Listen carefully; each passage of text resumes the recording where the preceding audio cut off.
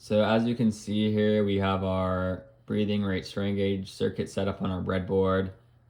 It's essentially a voltage divider circuit that measures the change in resistance across the strain gauge as it becomes deformed.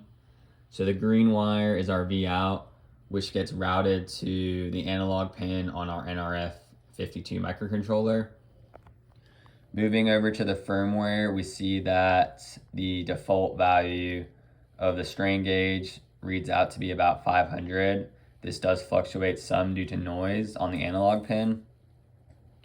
Underneath that, you have the counter variable, which is used to track the number of deformations detected in the strain gauge during a certain time period. This counter variable will be incremented if the analog output value surpasses a threshold that we've set in the code.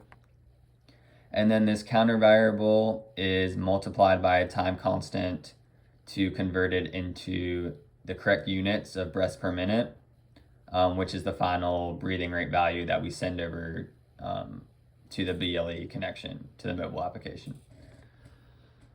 So coming back to the circuit, I'm going to slightly deform the strain gauge to represent the infant's chest swelling during breathing. And then I'll move back to the firmware to show how the analog count has jumped up, and then also the breathing rate counter variable.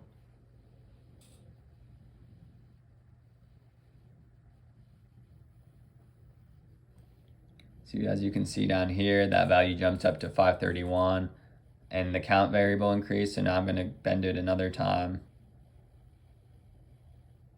So you can see that jumped up to 548. And then after the certain time period expires, the count resets to 0 and the breathing rate is set to the count multiplied by the time constant, which ends up being 12.